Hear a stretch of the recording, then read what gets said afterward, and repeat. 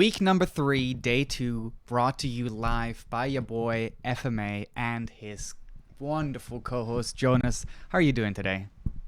I'm doing fine. A bit of pain in the back, but I mean, it's all good. It It's probably comes wonderful from being carrying back. the league, bro. Nah, that's all you, fam. That's all you.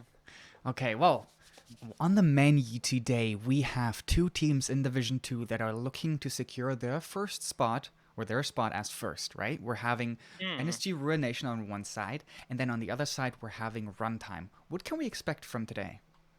I mean, I hope to see that I hope to see that both team will like really fight for this, because if Yeah. NIN wins, it's a shared spot between Runtime and NIN.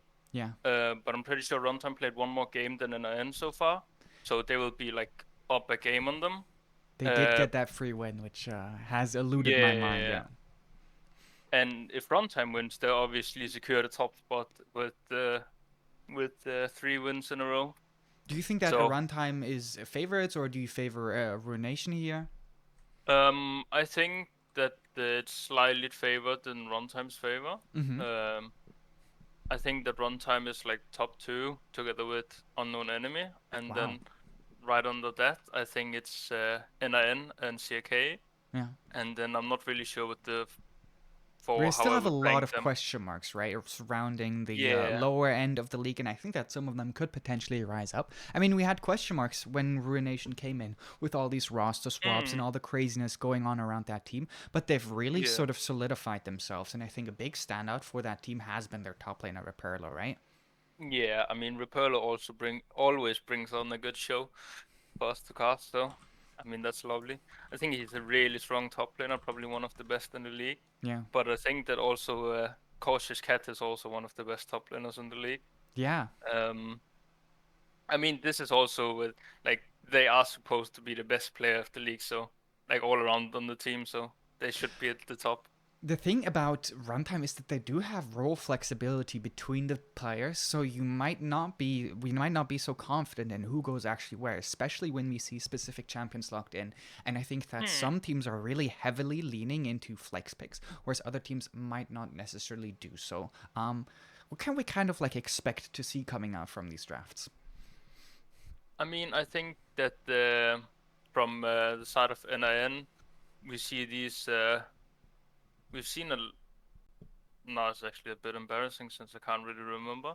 But I mean, I know at least that the jungler plays a lot of these AP carries and the Mm, Viego as well, like the yeah, Diane, the Gwen. Pretty Echo. sure he also played Echo, yeah. Mm-hmm. And from the mid lane, it's mainly like these Hylas, Zoe, Galio, LeBlanc, these typical mid laners. Mm-hmm.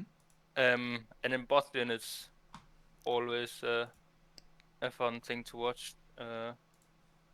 Yeah, I mean, we Let's see. have already kicked off draft here, guys, for game number 1 between Ruination on the blue side and Runtime on the red side. Um, what are some of the bans that you expect to see? I mean, we'll Maybe a probably set see. ban? Yeah, I was about to say Zed. Mm. Probably also Camille, just because it's so strong. The Vladimir I was about to say. Mm. Uh, and then probably maybe Diana from the side of Runtime. Or maybe just generally some strong first pickable bands, like on the blue side 6, on the red side Thresh, Viego, Xin Shao, maybe Jarvan. Uh, some of these champions that are really strong in the meta at the moment.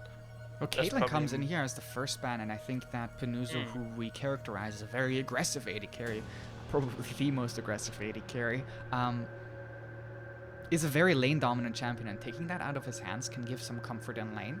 And I'm very curious to see what comes out from Ruination spot lane specifically. They also do ban that Leona, which once again would give a lot of fighting, skirmishing, aggression coming out from that bot lane. And I think that in the SLE specifically, we've seen that the sort of heavy engage, the diving of the backline is super, super valuable. Now, on the other yeah, side, Runtime doesn't want that at all. Like, they want to yeah. ban the exact opposite, right? They ban the Ezreal here to say, like, no, no, no, you can't just stay safe and, like, try to play back, try to peel Mm. back. So I'm really liking what I'm seeing here. And the Galio ban comes in to, like, also disincentivize it, sort of like, oh, we're just going to protect our AD carry. Yeah, it definitely does. An Urgot ban? Do we see Mordekaiser? We've seen this matchup last time, I think. Yeah, a couple of times already. Yeah, and this is a very volatile matchup, so maybe when the Urgot is out this early, then I would have expected Diana pick. Wouldn't expected it as a first pick, but Code of Wars really loves this Diana. Yeah. I feel it's fresh from runtime, maybe. Could definitely be a potential pick. It is very strong. Yeah, you mentioned this. Yeah. Aphelios did get a bit of a damage nerf or AD nerf, but it's not gonna bring him out. They do opt in for the Rek'Sai. Spicy Rek'Sai in the first rotation. They really want to dominate this game, like early game. The set hover coming out.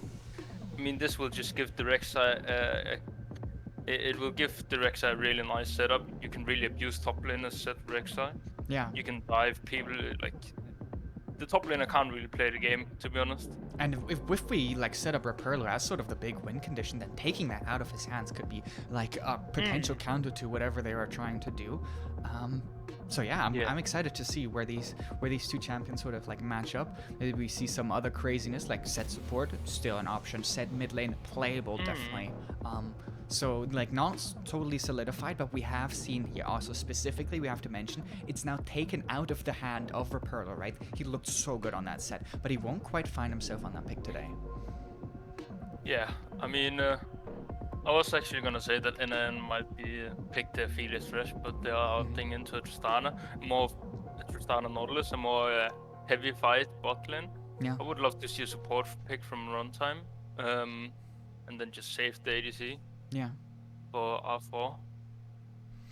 Well, there are obviously a lot of answers to Nautilus, but it is a very solid pick, and I do like the Braum here because it's sort of it enables Penuzo in a lot of ways.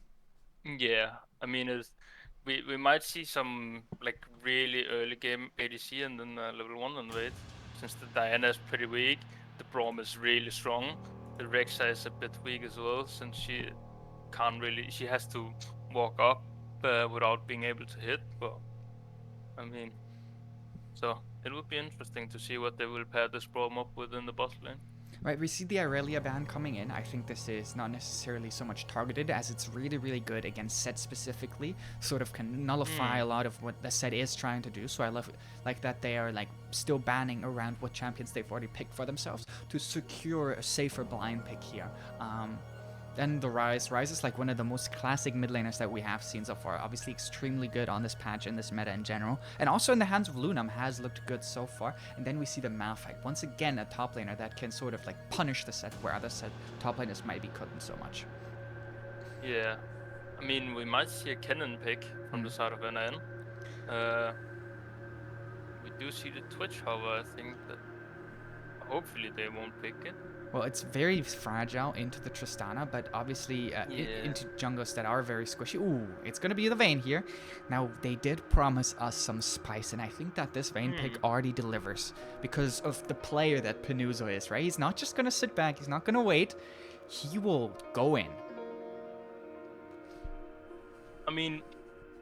Vayne is also like... She is obviously the known like late game champion, but her early game is... Diana is picked. This might not be a Tristana bot lane. This could definitely be a Tristana mid lane. Oh yeah, we didn't even think about that. Yeah. Well, here's the Mordekaiser. They banned Urgot. They picked the Mordekaiser. I love to see it. I love the adaptation also. It seemed rather telegraphed, of course, but they pick it here. And our blue 4 position, excuse me, there are not many good answers to this champion anymore. Renekton, I guess. Yeah. Maybe. But that flexes the set around then, right? I don't like the Lucian. You don't have a... I'm assuming it's gonna go bot lane. Really? But I have no idea. If you're telling me it's going bot lane, like, I believe you, but It's just based off the recent changes to Lucian. But then again, I don't really like it because you don't have a enchant to support. Yeah, you don't have a lot of buffs here. Lucian. Yeah. You don't have any buffs, actually. Do you have Nautilus' item, Locket of the Iron Solari? Oh yeah. Lunam I mean, goes for a classic Orianna. We know that Lunam is a very like stable player, very solid player, hard to get through. Not necessarily like the big carry threat coming out from the side of Runtime many times, but he's solid. He wins his lane pretty consistently. He's always up CS. He's always trying to go for that 12 CS a minute mark. And then when late game comes, he just swoops them all up with the Orianna ult and then lets Penuzo do his magic. Yeah, I mean, definitely. I think that he's probably one of the best mid laners. Like, where you want him to, like, he does the job that your team wants him to do. Like, you just sit mid lane, you, like, win your lane, you get your CS ahead, like, you get everything. So I think he's probably the top, probably top 3 mid laner. Wow. And the 2. From a top 3 team is what we expect, right? Yeah. I know that there's many common theories, especially when it comes to European League of Legends, that are like, if you don't have a top tier mid laner, you can't win. Because everything sort of centers around having just a good solid piece in the mid lane. And that doesn't necessarily mean that the mid laner has to be the big flashy carry, right? There are people that are consistently winning or have been winning, that are sort of like laid back, like Larson, for example, right? Just winning throughout CS and like wave management and stuff like these, like perma getting those small leads on your opponent, in the end it's gonna be a massive lead. So like winning through death and not being the flashy 1v1 kill mid laner, I mean, that's also a really solid piece to have on your team. I mean, we see Chovy going to mid lane, to Worlds, right? I mean, Chovy's like the big, I just get 20 CS in no matter what matchup, no matter what lane. 20 CS above the enemy. Now, I'm not gonna start comparing Lunam to Chovy here. But I will mention that on the other side of the rift, there is a player called JDG Caps, right? So, like, the comparison makes itself here. I believe that it is going to be that Lucian mid lane, by the way, as they did lock that in that specific position. And I think that JDG Caps, not necessarily having the flashiest of debuts, but looking very good, right? I think I was pretty impressed by the Zoe. Yes, a lot of it did come from that top lane, but he looked good. He looked solid, he looked stable. That was the game against where enemy team had Morgana, right? Yes. So I'm pretty sure it is, yeah, it was because they had the comp, and then every single bubble in the late game would just get Morgana black shielded, but they did still find the win, right? He was still able to move around the map. He still did a lot of damage as well. Yeah, he did. Now let's talk a little bit more about the kind of matchups that we expect to see when it comes to the lane specifically. We've briefly touched on Mordekaiser Set, but how do you think that lane really goes? Because Set isn't necessarily a laner that loses lane. Yeah, I don't really think... I think there will be a lot of skirmishing, but I don't think there will be a lot of killing. They just both have a lot of sustain, like the Mordekaiser W and the Set base HP regen. So you don't really die, and they'll probably both go... maybe Set will go Doran's Blade, and Mordekaiser will probably go Doran's Shield. They'll probably both abuse the result tree. So I don't think there will be a lot of fighting. I think it will be interesting once the junglers come up. I think this Rexa can really bully this Mordekaiser pre-level 6. Well, but it's a very small time window then, right? Because pre-level 6 is not that long, especially for most junglers. Now, Rek'Sai, on the other hand, is a jungler that gets out of the jungle very early and has some of the most creative gang paths through the tunnels, right? So there are certainly avenues through which they can punish them. And I expect to see the Rek'Sai trying to make the big difference because it is such an early game aggressive jungler. And they do have a very squishy jungler and 280 carries. So that can be a nightmare for these two. It definitely can. I mean, if Rek'Sai gets ahead, I think it will be very unplayable for the Diana. In the first like 10 minutes of the game. Ooh, you always talk about how much you like the Youmuu's first instead of going for your mythic, right? I have a better idea here. You just go Serpent's Fang because look at the value it would give you. Yeah, I mean you have a lot of shielding actually. Yeah. Um, And but then it would like continually mean that you can obviously gank the top hit and you can go up there. the thing about Serpent is that it got nerfed last or the patch before that. Okay, okay. So it doesn't give that much um, raw Lethality? damage anymore. Okay. But I Well, mean, I think that the Serpent's Fang will have value later on into the game, so I think that Rek'Sai yeah, won't necessarily fall off as hard as she would normally, even though my Serpent's Fang first might be a little bit ambitious, but, you know, yeah. I think you this throw us. Rek'Sai will just go Prowler Claw Mm-hmm. first, since Rek'Sai uses that item really well Yeah, with true. her Very true. in combination with the W. Yeah. So that will probably be the first item that the Cautious Cat will go. Yeah. Since it is actually Cautious Cat going in the jungle instead of the top laner, Yeah. and we have Luke Skywalker in the top laner, so it Well, then isn't there. let's move Go ahead. on a little bit further down, right? We've talked a lot about this like top jungle 2v2. Mid lane, it's pretty standard, pretty, I wouldn't necessarily say boring, but very calm. Lucian has the opportunity to look for solo kills. Orianna can obviously punish. We've seen Orianna get solo kills, but it's not necessarily what we expect. Not a very explosive lane. Is there anything more to that mid lane that I might not be seeing immediately? I mean, the Lucian will obviously get the early prio. Pre when Orianna gets her lost chapter and tier, since she will struggle with Noana. So that's like the immediately thought I get about the lane. The Lucian has high kill pressure early game. I'm assuming he'll run TP since they don't have like the 6 Syndra mage bot lane that can, or Ezreal that can run TP. So he probably won't go for like the solo Q summoner spell setup with Ignite. So that will definitely lower his kill pressure. But I think that he can still pull it off if he plays correctly. Okay. Then what about the bot lane? We do have the more uncommon pick of the Vayne against like one of the most standard lanes that you could ever imagine in the Tristana and the Nautilus, right? They have a lot of kill pressure early. They scale decently well into the later stages. They're not going to be falling off totally, but they're also not going to be like an insane late game win condition. And I think Vayne certainly does provide some of that. Yeah, I mean, Vayne is... I'm not sure if she can actually do much this game, to be honest, because you are up against the Lucian Tristana. Tristana will outrange you later on to the game. The Lucian can outrange you with his ulti, so you can't really walk up to him.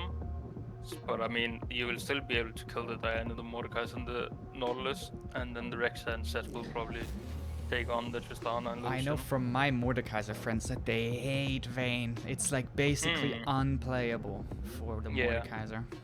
I mean, to be honest, since she is running the exhaust, you might even be able to put her on a side lane later on to the game, and then just have the Orianna in the mid lane. And you say that she like gets hard outranged, but with a Braum, that definitely changes the dynamic. And a Rek'Sai that can also look for these picks.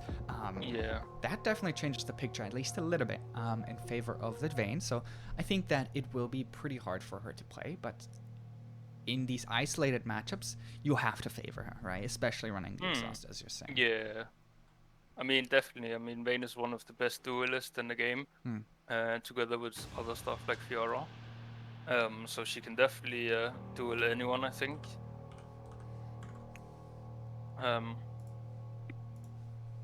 The one part about the summoner spells that I don't really like is the Tristana opted into the heal instead of exhaust. Yeah. But we'll see how that works out. Well, we are going to be kicking off game number 1 here between NSG Ruination on the blue side and Runtime on the red side. Something that Rek'Sai actually could do is a bit cheesy. He could do a 3-cam clear on the red side, like do a red wraps up Crocs in the top gang, just to really snowball this top lane matchup. We do see a 4-man stack in the mid lane. It will be a 5-man stack. It will be a full 5-man stack here. Walking into River doesn't seem entirely coordinated, but also not spotted out at all yet. They do have the insane Nautilus level 1. Penuzo will spot it out here. Does have the flash. Does have the Q. He wards it. The ward gets cleared, but the ward in the river, the pixel bush, still stands. Ooh. Who got hit on that? Because if Lucian got hit, then he will reach that level 2 in the first wave. Well, we can see that the Tristana did, in fact, clear Yeah. the ward fully. If we quickly... I saw Nautilus and Tristana hit, but I'm not sure who did the third hit. I think it might be Lucian, because I do see a bit of a... No. Yeah, he does have the... Yeah, they did. I think it's split between too many people, though. We will have to observe whether he does get level 2 from just... I think Mordekaiser also had XP. Yeah, when we they got all 5 of them did. I guess it might be that you share XP in a certain range. In proximity. Since they were all stacked on top of the ward. Indeed, indeed. So, let's observe what JDG Caps here and his level up timings will mean, as Lunam is actually making him stand very defensively. Yeah, I mean the Ori is really annoying to deal with early on with her ball. So high range on it. Does he get level 2? He does not. Okay, well that sort of solves the mystery here. But a tale that is not quite finished, as only because he doesn't get level 2 from the first minion wave doesn't mean that this is like a big disadvantage anyway. No, not at all. We do see that... Yeah, go on. We do see the Rek'Sai pathing up towards the top lane and the Diana pathing up to the bot lane. So this top lane matchup will really be isolated with the Rek'Sai. Well, basically, Mirror starts though, right? They're both full clearing their blue side first. Ooh, nice stun here from Skywalker.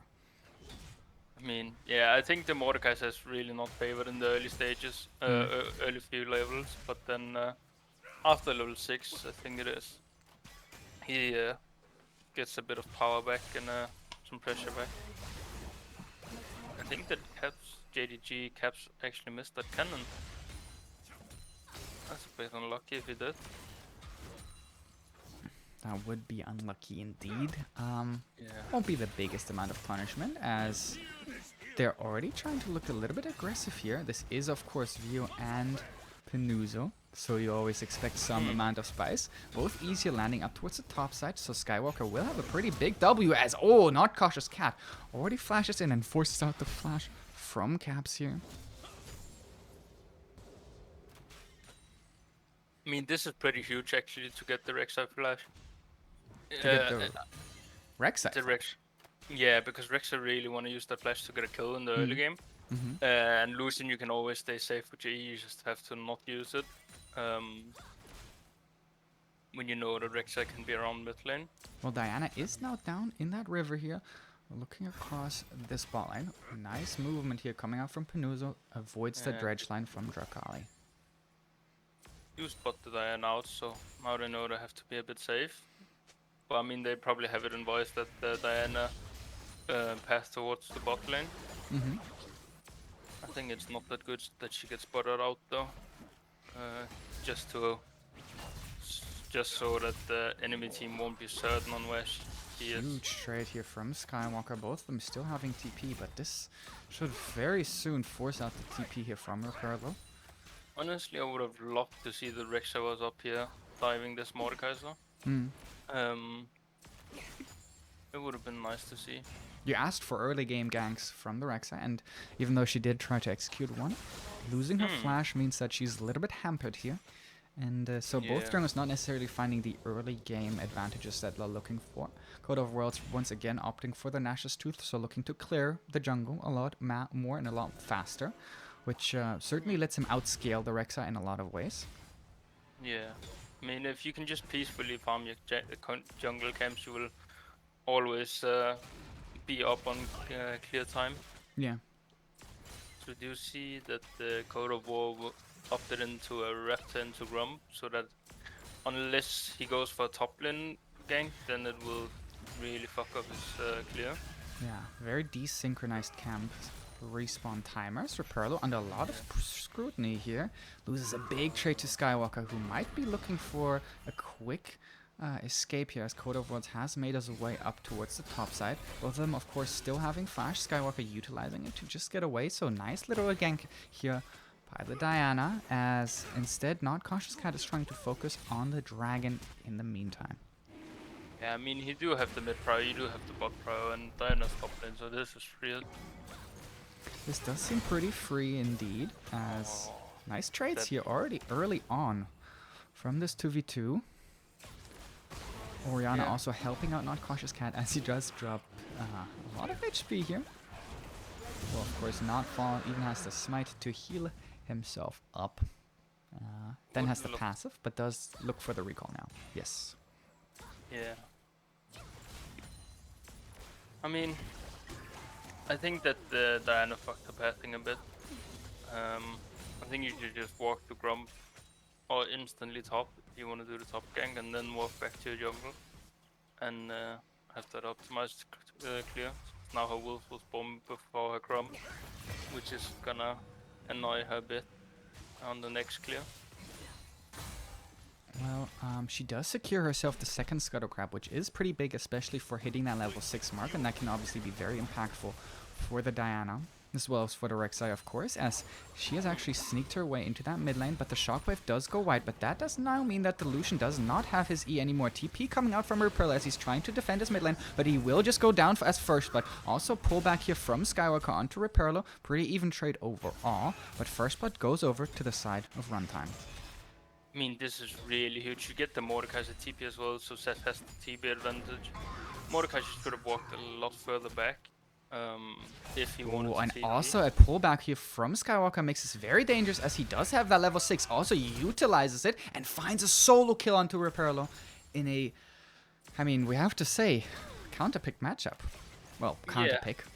Later picked, I guess. Yeah. Dredge line onto Vio, but he is very tanky here. Durable, rather. I mean, this is a bit sad to see, so to say.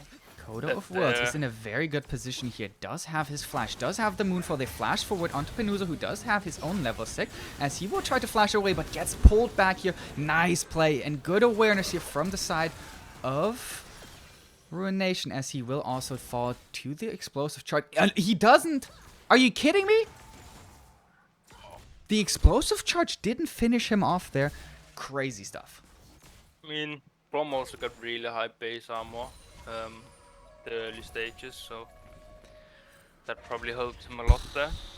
But I mean, it's very... I mean, it's still a good thing you got the Vayne kill, and she will lose XP, and the Brom will also lose XP. But a bit sad to see that they didn't get that kill as well. But you also still have both summoners on your Ardaya, as you will certainly be very happy about that, especially when it comes to the Rek'Sai. We asked for some dives up towards the top side, and Not Cautious Cat is in a very good position here, as he will look to go in. Mordekaiser Deathworm, of course, utilized, as the flash forward from Not Cautious Cat makes him look a little bit foolish. Here comes his own ultimate, but he will probably fall to the Mordekaiser here. One more Q does secure that kill, and now Reperlo is trying to defend himself from Skywalker and does do so successfully. So the gank is very much misjudged, and Perlo comes back here with a solid kill.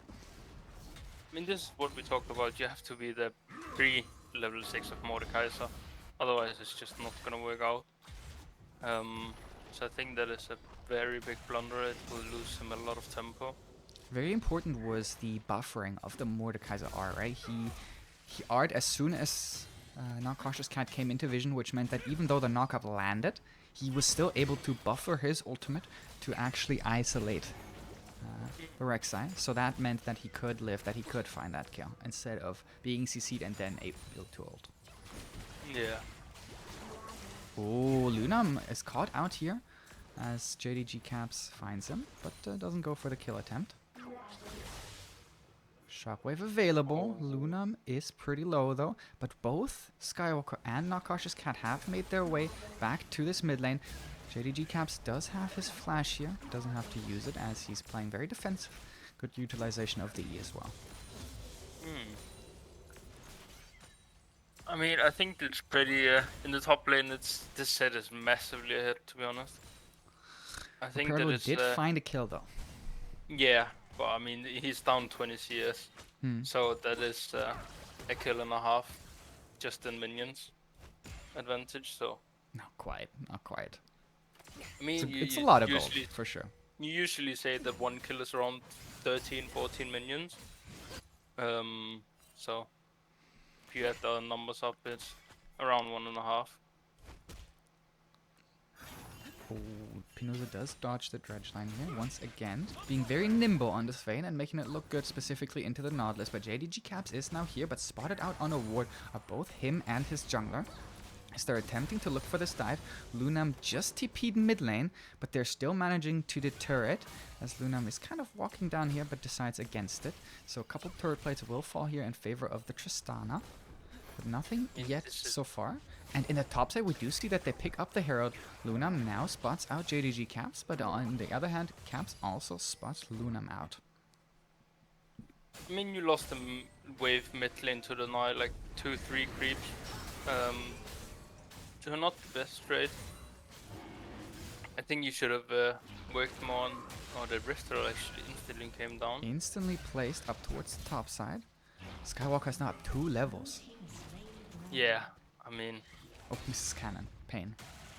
yeah, that's a bit unlucky. Oh, level is at least equalized by 1, and he does also find the gold from the turret plate, so he will certainly like to see that in his pocket, so the refill not totally misused. Yeah, I mean, you still get the plating on the volatile lane, and the set is already hit. Oh, once again, Code of Worlds is down here. Not Cautious Cat is close. Vio does this time around tank the dredge line, and that is certainly massive for the engage that's thrown out towards them. Vio will still fall here, as Penuza is now under a lot of scrutiny in return as well. Has the dash here with the ultimate, so that does mean that he turns invisible at just the right moment. Code of Worlds instantly going down already, but Cautious Cat using the ultimate onto Nautilus instead of the Tristana will mean that he will fall without getting that second kill as well. Now another dredge line landing onto Lunam. He has the shockwave, does get the flash away, but still falls to the last auto attack coming out from the Lucian.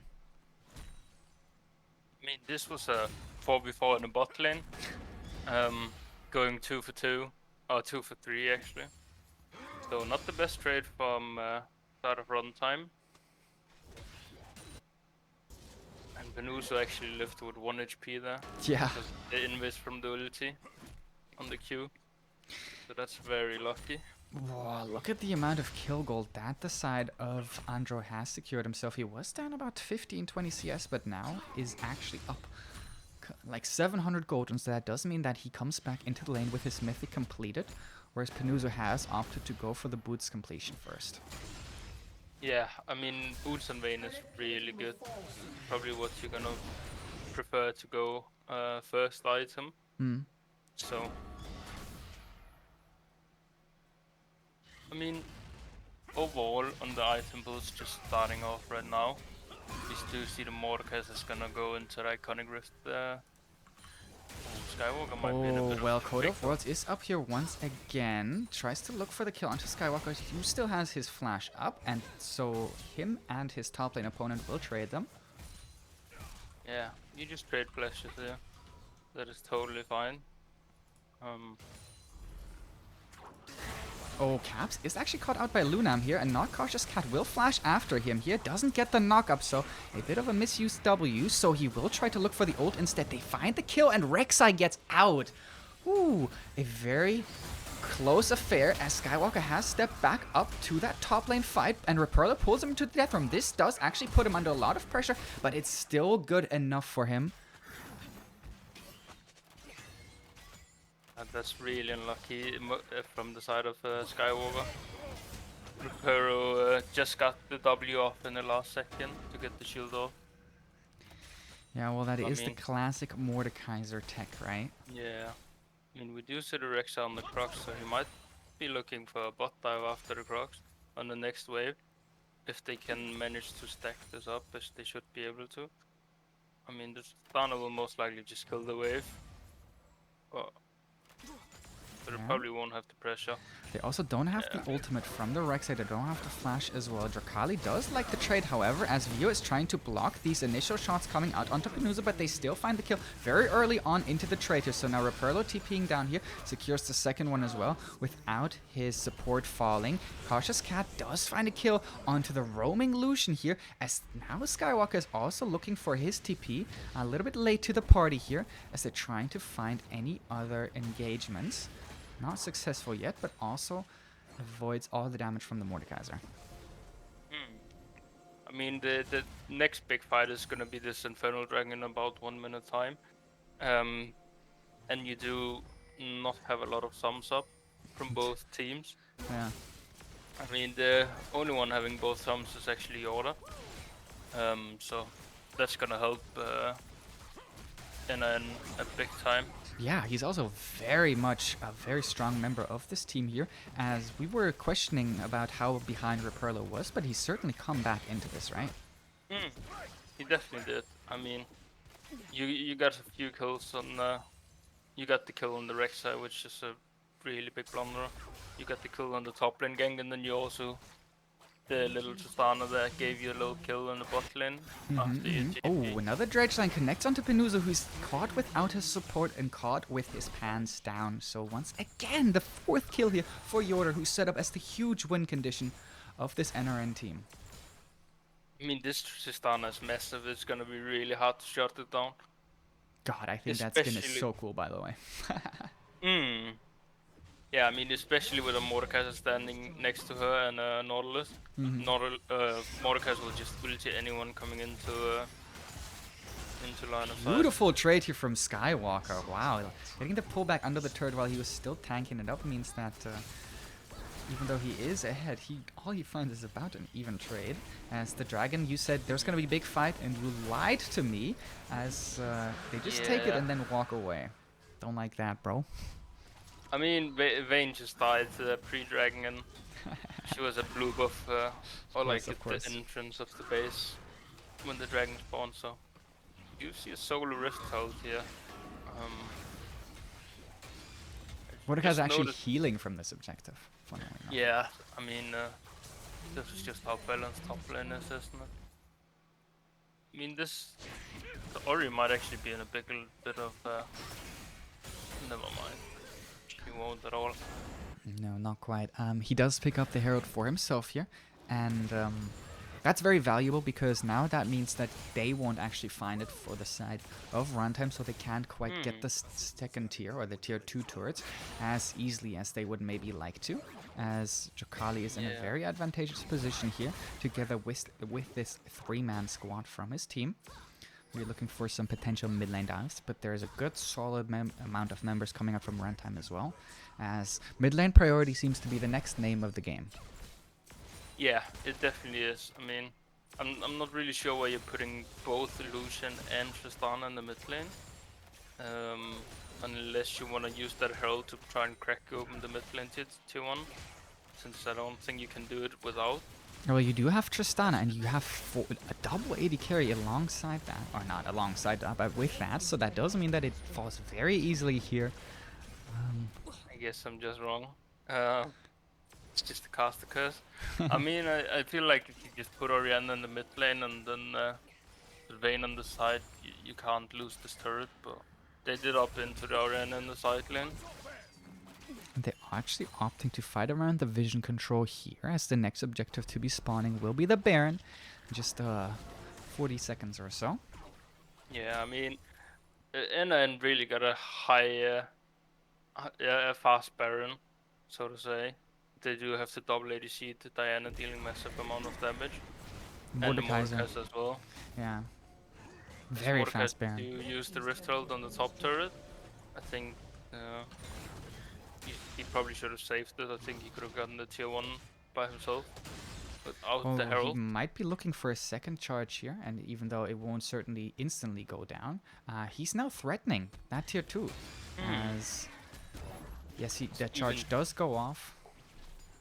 I mean, even though he was down 2 levels and like 20 CS in the laning phase, he's actually up almost 15 CS and a level, or half a level rather. Since Skywalker did just hit level 13 as well. So, I mean, it's also just based on that he got these kills that he got in the early game. Even though all the summoners were down around the dragon fight, or most of the summoners were down around the dragon fight, we didn't see a lot of explosive trading coming out because Vayne just fell so quickly before the dragon. Now almost all of them are back up here. The only summoner that's actually on cooldown is Lunam's TP. So you wanted to see him move into the mid lane. Instead, he's now in a side lane without TP, which can always be risky. But the amount of aggression from these teams has certainly been tempered when it came to this mid-game portion of the game so far. I mean, in terms of items, I think the... Coda of Worlds has started up the Baron. He doesn't have a lot of Baron damage on his own, and will also need someone to tank it up for him very soon, as now the rest of his team is moving in here with him, going lower and lower, but JDG Caps will take over the tanking for a moment. Then he picks up the fruits and is now rather healthy, still under threat of Rek'Sai if she were to come, but instead they're not even knowing that this Baron is going down. So a very good sneak here from Coda of Worlds, who just proactively starts up the Baron and secures it for himself.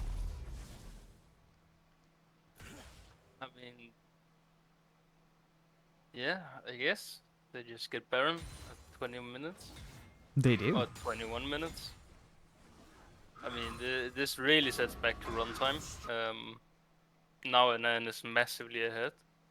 Do have the dragon control in terms of the vision, so I mean, maybe they can sneak something out The here. amount of tempo that they have here from the side of NRN is enough to come here before the spawn, but that does mean that Drakali is kind of caught out on his own here. Shockwave doesn't actually connect here onto Yordar, so he's trying to get away, but the damage from Penuza will be enough, and so a huge amount of shutdown gold going over to this 80 carry Vayne, as she also finds the kill here onto the Nautilus, and this is 2 massive kills. Yes, the top lane tier 2 turret does go down, and that's certainly a nice extra bonus gold here for the Mordekaiser, but the dragon and these 2 kills will certainly bring them back. Yeah, I mean, I think that from the side of NN... Oh, they are looking to continue trading here as the TP comes out from both top laners, ulting back the Diana into his own team. Gets a huge ultimate on his own, but just on his own. That means that he will just fall here, and Reperlo will be sacrificed as well. This is not just 2 kills, this is now 4 kills given over to them. Yeah, you got the Baron, but why are you trying to contest the dragon? You have no vision set up, you have nothing at the dragon pit. And it's not because that the runtime was massively behind. So I think that's a really big blunder. I think they should have just worked on the wave stages and then slowly pushed with the Nash. Well, the first one might have looked like a bit of an overcommit, but the second one is really what we have to question here, as it was a great TP here coming out from Skywalker, really flanking that 2-man core that was, for some reason, still close to the dragon, after Reperlo did TP in there. I mean, now the Vayne is probably only down like, what, 1100? About 1k. About 1k gold, a little bit less than that even. Yeah. About 900 gold at the moment here. And she does find herself behind Coda of Worlds. Is spotted out here. And the only Baron buff remaining here is on the side of JDG Caps. Which is a huge deal, right? Yeah. I mean, I think you should just put him side lane though. And just have the perma pressure with the Baron buff. Instead of having him in the mid lane. Well, having one Baron buff makes this a lot harder, because that does mean that the waves will come a lot slower on the other sides of the map, and so you find yourself desynchronized. Skywalker actually winning this trade this time around. Maybe this injection of gold that Reperlo got wasn't quite enough, as here is the W. Once again, he flashes away from that, but still has his own flash available. Here, Reperlo finds another solo kill, as Skywalker just bites off a little more than he can chew, and Reperlo even maintains his flash. I think if Skywalker hits that E, then Reperlo is dead. Well, he still has the flash. Yeah, obviously, but... It was very, very close here. But this advantage that Reperlo is securing him for himself in this later stage is certainly notable. Yeah, it definitely is. I mean, in terms of builds, I think that Tristana should definitely opt into the Lord Dominic's instead of IE third. The Vayne, I think that's great build so far. I think it's very standard on Oriana build, Rek'Sai build standard, Set build is pretty standard. He will probably up into Asterix now. I think Diana build is very troll. I don't see why you go Riftmaker. I think Nashus is fine. And I really like the Lucian build, going for that second item, what's it called, Show the Scratch. Well, keep in mind that this Diana build did actually, in fact, allow them to get that very early Baron. So, even though we may I not don't like think it's the Riftmaker that got them the Baron, to be honest. well, he could I tank think- up more damage at the start. That is true. But I mean, if you want to sneak a Baron, then you should definitely not start on the Diana 10 seconds before that your whole team is there. It's Well, just they are pointless. trying to 5v5 this time around, as it's only 4 players here from the side of NRN. Skywalker walking forward, trying to secure the blue buff here alongside his team. Baron's still a minute away, and the same timer for Dragon. Yeah, I mean, this fight will probably be around the Baron, and whoever wins that fight will get the Dragon as well. Bit unlucky that ward didn't get killed with the Braum Oracle. Well, we have to also mention the spread of dragons, which is something that we haven't necessarily talked about. It's 2 for 2, so 4 dragons already going down, but neither team on soul point yet. So that certainly makes the next dragon not as urgent, but having a soul point is urgent. So, like, on the one hand, it's Yeah. not as big of a deal as if one team would already have 3, but on the other hand, you certainly want to get up to 3. And Inferno dragons are very, very valuable to stack. I mean, I think that you just don't want to handshake soul point for Baron. I think both teams should definitely invest heavily into the Baron. Yeah, as Pinuzu gets Mordekaiser ulted here, but I've talked about how I feel this matchup between Vayne and Mordekaiser goes inside the Death Realm, and it does look to be true here as both of them flash, and he actually finds the kill. The rest of the team fight is also going all over the place, 1 for 1 so far, and they do find the 3rd kill here for the side of NRN, as they don't quite manage to answer in the ways that they wanted to. Ooh, this means that the dragon might actually go in favor of NRN here. I think my internet just cut out real quick. Oh, was that your internet? I'm not entirely sure, but I think everything Stream's seems still to running, be... so Stream does seem to be running indeed, as my camera for some reason died, so I wasn't quite sure if that was me or you. Obviously you guys Yeah. didn't notice that. But yeah, let's talk about what actually happened inside the game here, right? A 3 for 2 trade here for NRN, and they get the dragon importantly. Vayne didn't win the 1v1 as hard as she might have wanted to, as once again, camera died. I mean, one of us is definitely having internet problems. Because I just your voice just cut out again for me. Okay, well, my So, camera also died once again. I hope that the stream is still running fine and smooth, as It is. Drakali does land the hook onto Vio here. Behind the pit will be Pinuzu, so that he can get that jump over. Yeah, I'm not actually sure what happened with the fight, since I was more focused on the internet problem. Well, the I mean, Mordekaiser yeah. basically won the 1v1 against the Vayne, and that Yeah, led I to a did- massive advantage. I did see that when we won. I was actually a bit surprised that the Vayne couldn't kill it, but I guess that's just the top lane champ diff. Also, very good flash from Repairlo, and punishing the Vayne's flash as well. So, even with the exhaust, now the hook lands onto Braum here. Already gets knocked up. Vio in a lot of danger. Yes, Pinuzu's taking a huge amount of damage as well, and 2 of them already going down. Huge shockwave from Lunam, but he's trying to defend himself from the Tristana here. Does manage to get away for the moment, but once again, the trade goes in favor of NRN here in these late game fights where we want to see the Vayne shine. That isn't quite the case. Mordekaiser does fall after an overextension here, and the Rek'Sai does punish it very, very nicely. As I mean, they I are don't think trying that to the start up the Baron NA here, but the health bars are very, very low. Zed trying to land that Flash E, but doesn't manage to do so successfully. NRN trying to defend himself from these huge damaging members, and they do find 2 kills already here for Runtime. Knockup lands once again onto JDG Caps, as Code of Worlds is just 2 auto attacks away, 1 Q, but it does go wide for the moment. Lunam is trying to pick up the pieces of this fight as Yeah, that Rihanna was a messy fight. Zonia's. I think that the Penusa should have definitely not finished the what's that item called? The Rage Blade. Rage Blade. Well, he does want to Uh, kill the Mordekaiser in Death Realm, right? He's yeah, like, but the thing is, you rather wanna just S it, in my opinion, just to get your Brom to help you to kill it, yeah, and the rest of the team, of course. And then your set can maybe will to the Mordekaiser into the enemy team, because he is the one with the most HP. yeah. But he's only wielding HP items, True. and that will deal a lot of damage. Oh, I'm not sure whether it was available that last time around, but look at the Anathema's chain coming out on the Mordekaiser. Now, I'm curious to see who he actually put it on. It does seem like he did put it onto, onto Lunam here, not on the Vayne, actually. Hello? Yes, hello. Internet problems again. Yeah, well, that is what it is. I'm not sure if it's... It does it seem to actually be me? on my end because my camera keeps dying on me, but I think the stream doesn't notice it, so we can just move on and try to glimmer past it. Gleam past it, rather. Maybe it isn't Italy having problems, maybe it is actually Germany. Maybe, maybe.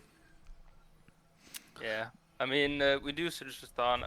Yeah, I mean, I really don't like that she doesn't have Lord Dominic yet, Mm-hmm. since she is opting into Bloodthirster. But I mean, if it works, it works. Indeed. I mean, we and do see so the far Vayne having... We do see Yes. the Vayne having picked up the QSS, so that's gonna be nice for the next upcoming Ooh, fight. hook does land on. That's certainly not allowed to happen. Penusa already popping his ultimate, trying to trade back onto Drakali as the TP comes out here from the Mordekaiser. Reperlo just deterring the engage that could have potentially come out as he does burn his TP. Why is the TP cooldown so low? I think it might be a spectator bug. Okay. I mean, it is a level 17 Mordekaiser, so the TP is really low, since it does scale with levels now. Ah, that could be why. I mean, it... Ooh, Drakali and Vio trading blows here, as the rest of the team is also trying to fight around it. Skywalker walking forward, trying to catch out Drakali. Doesn't manage to do so. JDG Caps might be in a lot of danger, as Code of Worlds is looking for the flank here around the respawning dragon. Skywalker hooking back Drakali, as this time around the Mordekaiser ult will be QSS, and that is bad news here for the side of NRN, because now they find themselves with one of the strongest member on their team. And that means that the dragons will once again be equalized, as the Baron has also respawned. Yeah, I mean, I think... Oh, hook connects onto Vio. He might have stepped a little bit too far forward. A huge ultimate cut from Code of Worlds onto 5 people. So far, a 2-for-2 trade, but the Vayne is simply too strong, as it wasn't even a 2-for-2 trade. It was just so many bodies on my screen that yeah, mostly come out from NRN. I mean, really insane ulti from Code of Worlds, but you just... You don't have the damage follow-up. You don't have anything. You have 2 ADCs in the backline wanting to not go in like the Diana wants to. So, I mean, maybe this is a bit of a draft diff, since your team isn't on the same page, really. Well, it was a 4v5 fight, of course, and with Reperlo being in that trade, that might have looked very, very different. However, even though a nice ulti comes out from Code of Worlds, he does end up falling, and that does also mean that the Baron will now go over to the side of Runtime. The gold is still in touching distance. I mean, this is really what we wanted to see. Like, they're both fighting really hard to get that to get this win, and this is only game 1, and they're already fighting so hard for it. I mean, the nerves must really go high in on the players, and I mean, this must be exciting for them to play in. Yeah, I think this is a very interesting game because both teams see avenues in which they can win the game. Can you sort of like break down to me what you need to see from these two teams in order to actually win? I mean, from the side of Runtime, you want to play this front to back comp. And maybe you can like do some crazy set shenanigans where you ulti the Mordekaiser into the enemy team, but mainly you just want to play front to back. And then it's a bit different. You have like you both want to like hide and play long range with Delusion Tristana. Okay, 2v1 here on Skywalker as he does burn his flash.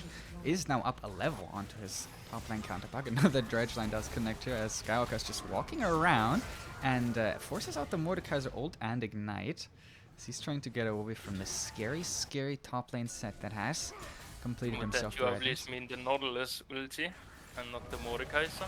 Of course, it is the Nautilus ulti as Skywalker is now in a lot of danger here as Reperla will ult him here. He doesn't have the face breaker available, so he will just fall in the death realm. And the extra bonus stats do go over to the Mordekaiser here as he also has secured himself a Thorn Mail. Yeah, I mean, if you just look at both teams in terms of the item spill, you see the Orianna being massively ahead, almost doing the Flame Horizon as well.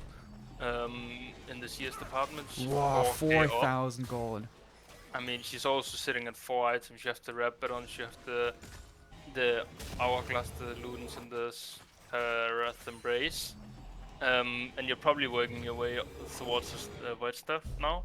I mean, what did I set up Lunam as? Like, do you remember how, like, the kind of story that I told about him? Yes, he's not going to be the most flashy, but he's just going to go for 10 CS a minute, and then he's going to hit big ults in the late game, and he's going to be solid, he's going to be stable, and boy, was I right. I mean, he's definitely living up to the expectations.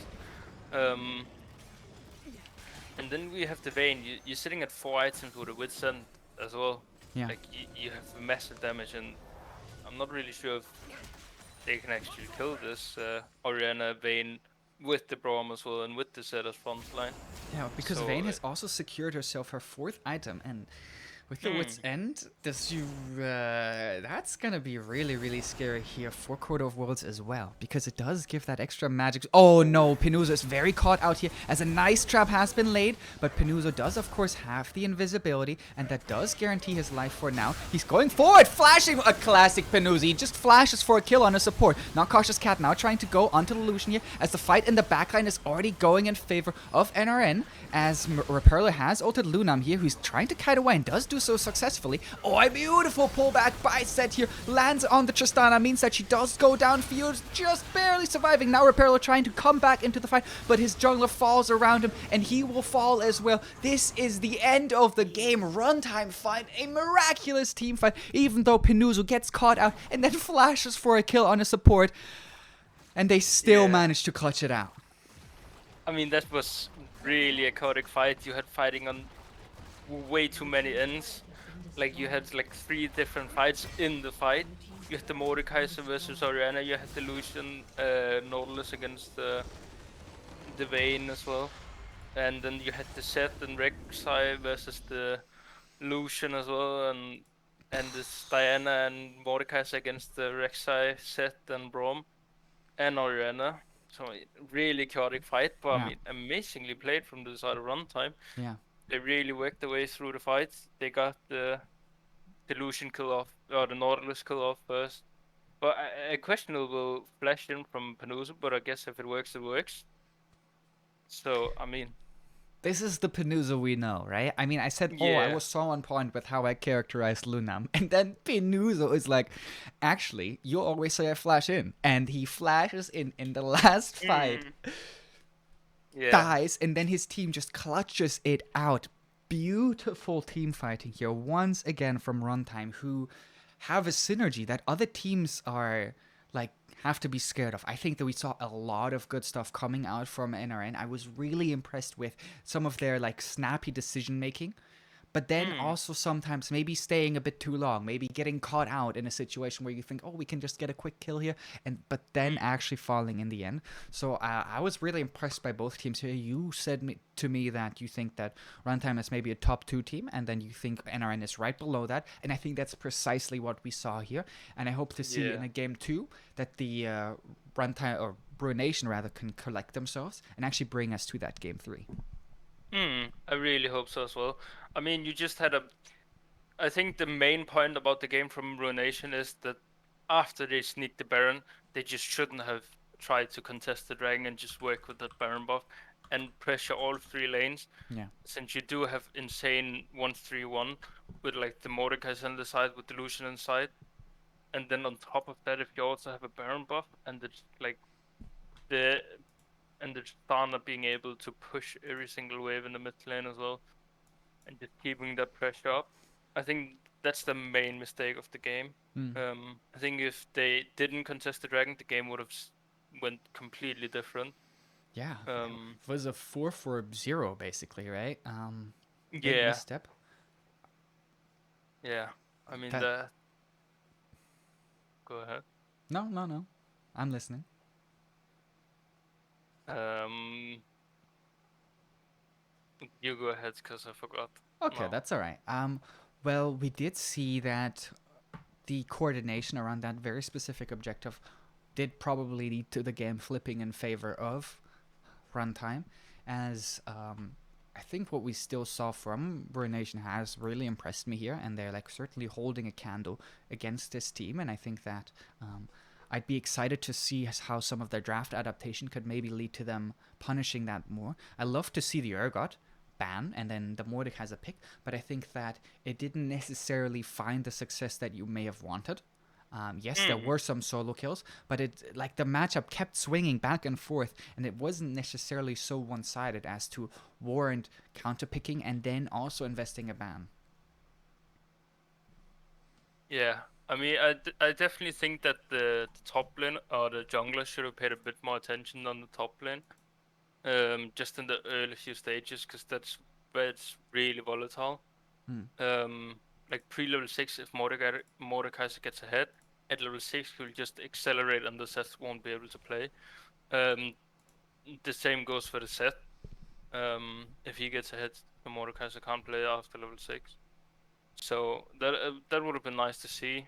Yeah. Um, and then after that, after you got your top lane ahead, you can start looking on the other side of the map.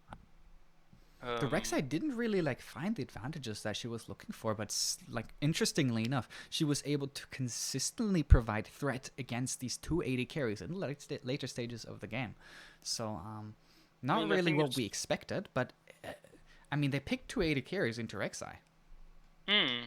Yeah, I think it's mainly because that you don't have a pill jungler support. I think if they just and then just picks Tristana Thresh instead of Tristana Nautilus, you still have that pick potential. Not as strong as the Nautilus, of course, but it just provides you so much more against the Rek'Sai. Hmm. Um, so that's probably something I would like to see changed in the draft phase. I think Runtime had a overall really good draft. Um, Did it really make nice. sense like coherently to you? Like, did you Runtime's think that it draft. had like an identity? I mean, it definitely does. The Rek'Sai is a bit more out of it than the sets, and sets can also play this front to back, just be a beefy frontliner with the massive shield and Mm-hmm. the stuns that you can bring in with ease and bring a frontliner away from your backline carries. And then you obviously have the Orianna, Vayne, Braum, which is a very like kite back, uh, um, like theme. Okay, like Um, disengaged themed is what you're telling me. yeah, like disengage slash kite back. But you can also move forward as this since you have the Orianna to boost up boost up this vein. She's standing very safe, and if you have the set in the front line, and then you just have to assassin Rek'Sai to go in and bully out the back line. And then Set can obviously follow up on the Rek'Sai as well. Mm-hmm. And I think even if Rek'Sai and Set just went into the back line together, and then the Vayne, Orianna, and Braum just stands behind, but aren't like clumped up for the Diana to get a massive ulti off. I think you can even win the fight. We did If even see massive ults from Diana. yeah, I mean the God of War definitely got a lot of good ultis off. It just wasn't enough. Hmm. But I mean, it's gonna be a really good second game.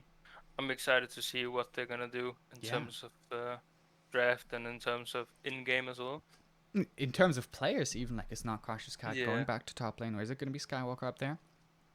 I Yeah. think Skywalker had a solid game, and not Cautious Cat Hmm. had a solid game as well. It was just interesting to see like the contestation of the Mordekaiser in that one specific situation where he like goes in, flashes on him, and boop, knocked over the head, and then knocked out and dies.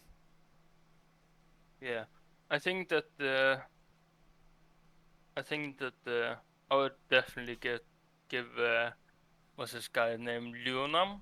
Lunam, yeah. I'm not sure if I'm pronouncing correctly. I'd definitely give this guy the MVP for this game. Hmm.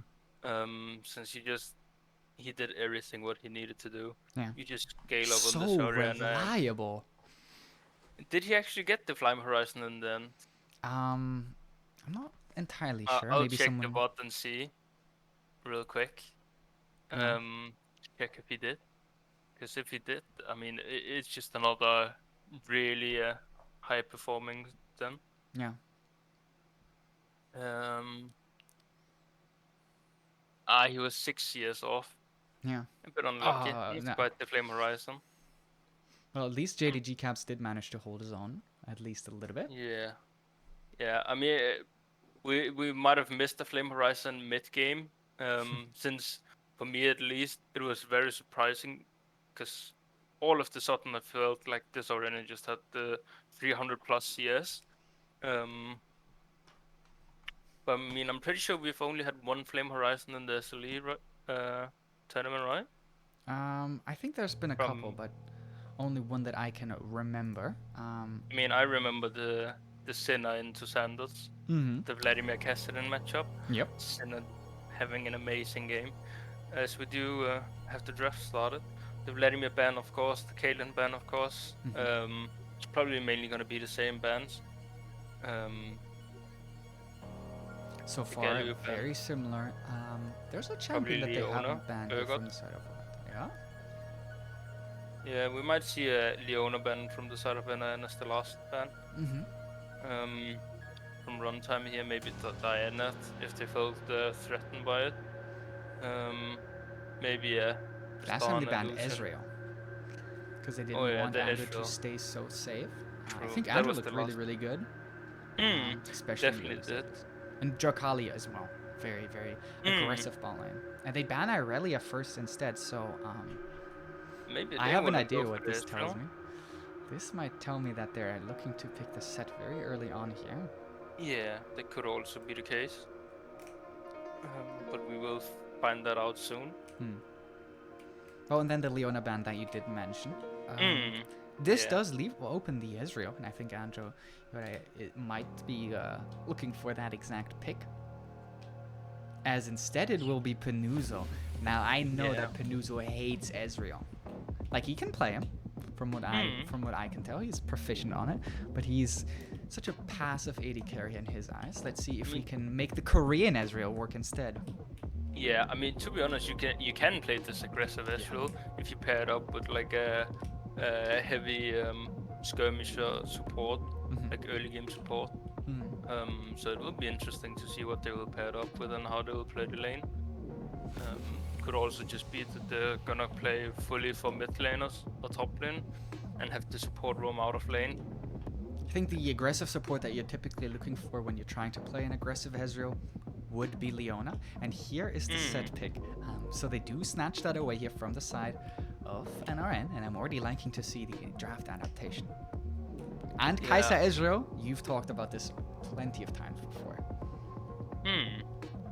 Yeah, I mean, if Kai'Sa gets on top of Ezreal, Ezreal dies. If Kai'Sa doesn't, Ezreal lives and Kai'Sa dies most likely. If Ezreal can manage to hit those Qs. Now we are going to be seeing the Orin pick here once again into set. I think this is definitely set favorite, but Definitely is. like Orin Renekton used to be in the past, I think that Orin is still Orin, right? You don't really like stop an Orin from being Orin very easily with that set.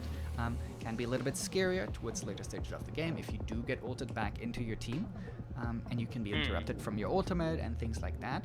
So an interesting pick here, choosing to go for a very defensive top, very who we consider a defensive AD carry, and pairing it with the Braum, which isn't necessarily a duo that we see coming out together a lot. So the identity that we commended Runtime for in their first game draft isn't really there.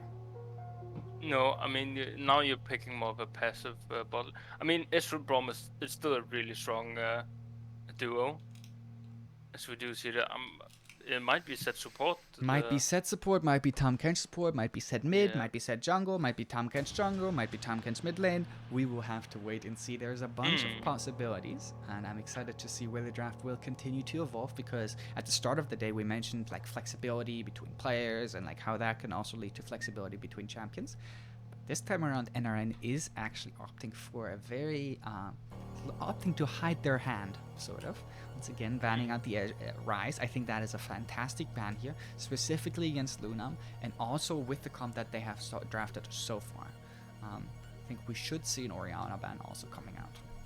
Yeah, most likely Orianna, since that's a very safe blind pick, and they are playing the blue side, so they won't have the counter pick in the mid lane.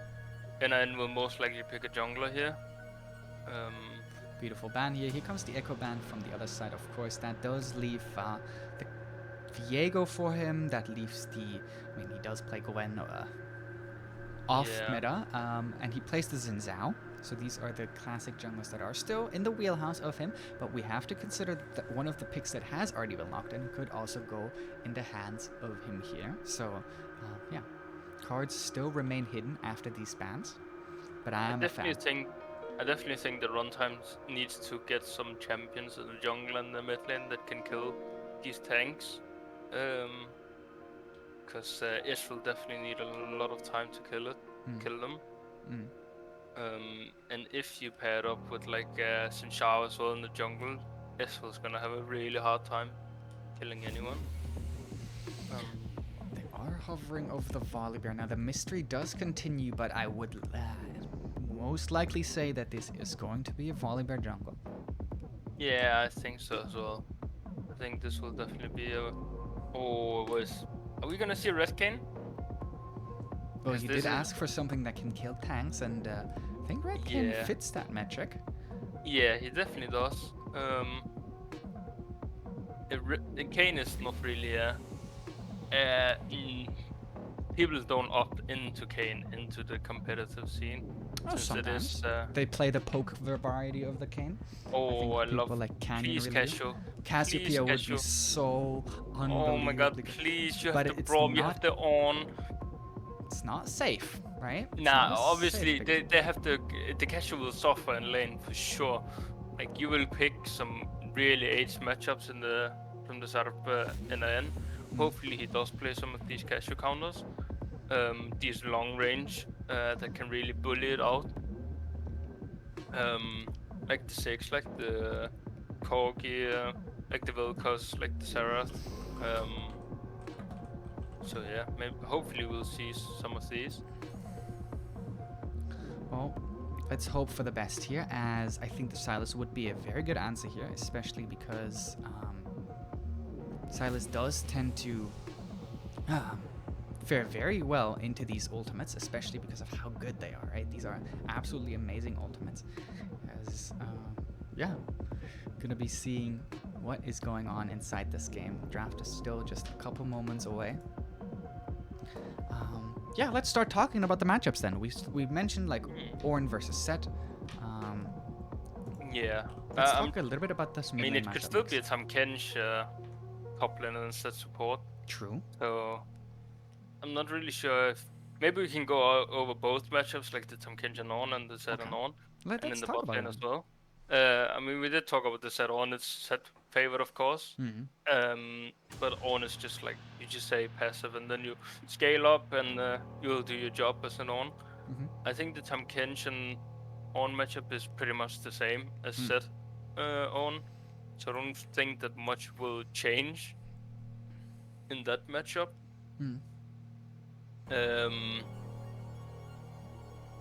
So I think they can I think they will just watch at the bot lane matchup and then put the best pick in the bot lane, and then the other pick goes in the top lane. Okay. Then what do you think it fits the bot lane better? But I'm not sure with the new Tam Kench actually. Okay. I think Seth will probably have the hardest time since Tam Kench do have the W that he can go in with. Mm. As we do see Tam Kench being picked by Reparino. Yeah. I mean, they could still opt for the swap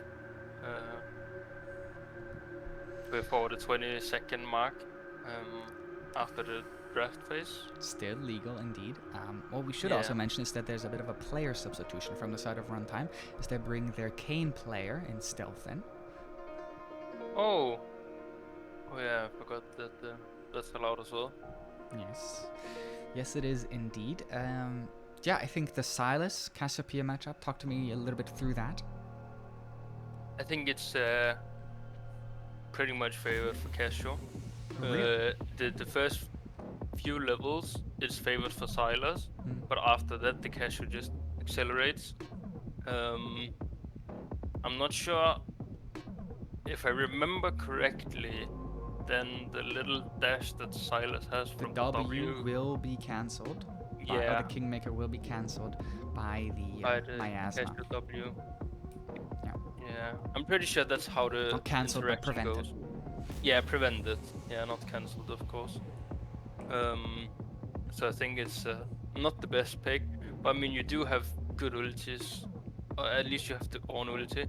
The Casio ulti can also come in handy. The Braum ulti can also come in handy. Ezreal ult also pretty good, especially when it scales Yeah. off AP. Kane ulti is absolutely terrible. Absolutely terrible. You think? Yeah. I think it can create like. Because I think he steals I think he steals the normal ult, like the pre-evolved ultimate. He doesn't steal the. If I'm not mistaken. I could be wrong here. Yeah. Oh. Could be wrong though. Yeah, maybe someone in Twitch chat can correct us if they do know what the interaction between that is, and I think we'll also be observing it inside the game. If it is the evolved ultimate, that makes it a lot better.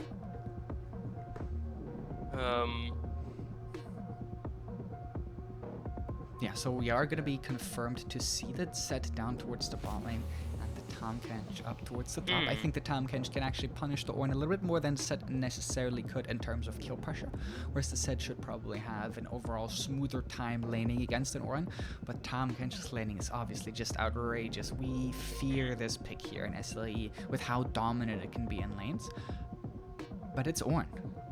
I've mentioned this before, it's still going to be Ornn. Do you think that the Volibear can change that a lot? Like, do you think that the Volibear can really tear a rift open in the top lane? Definitely. It really depends on how the top laners manage the waves.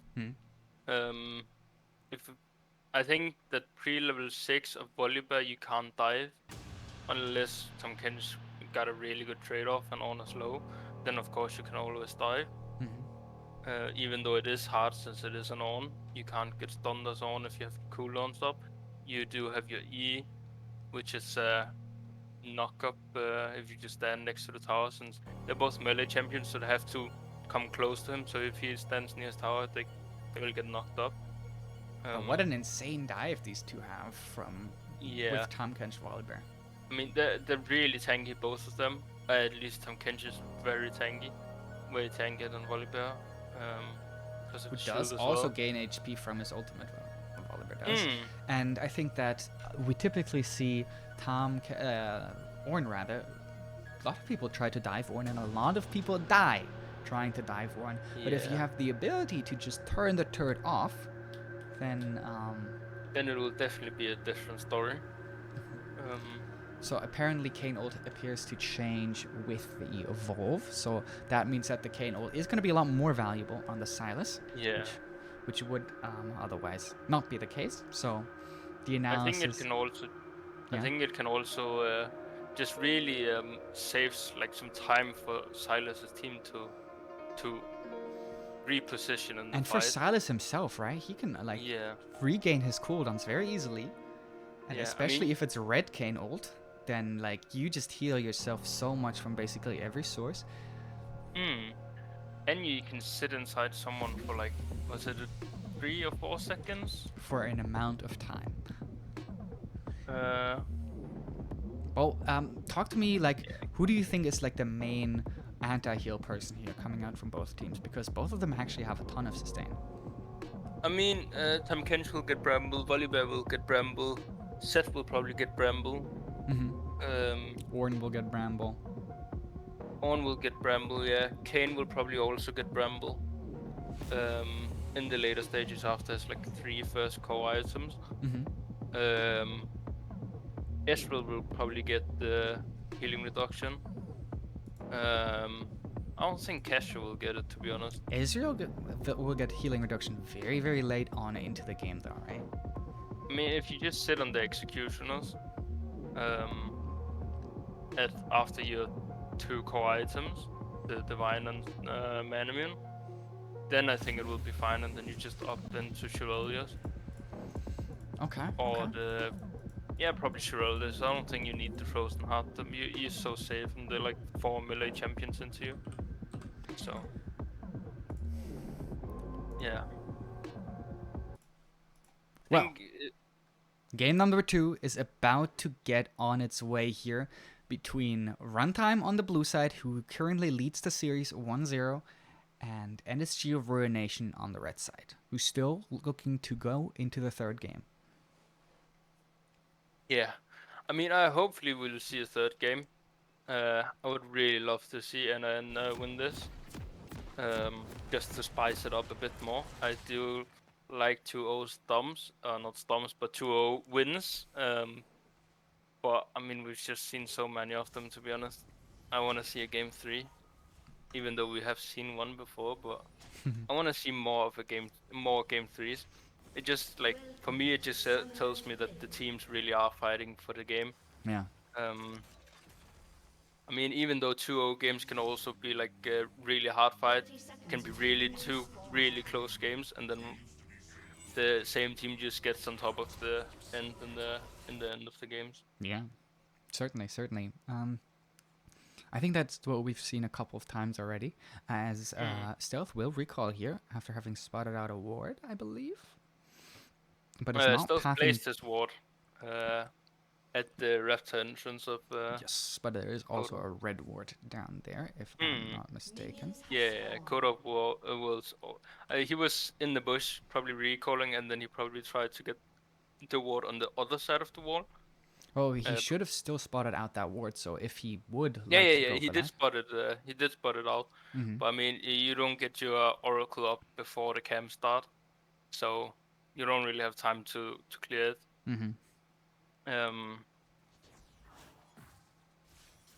So yeah.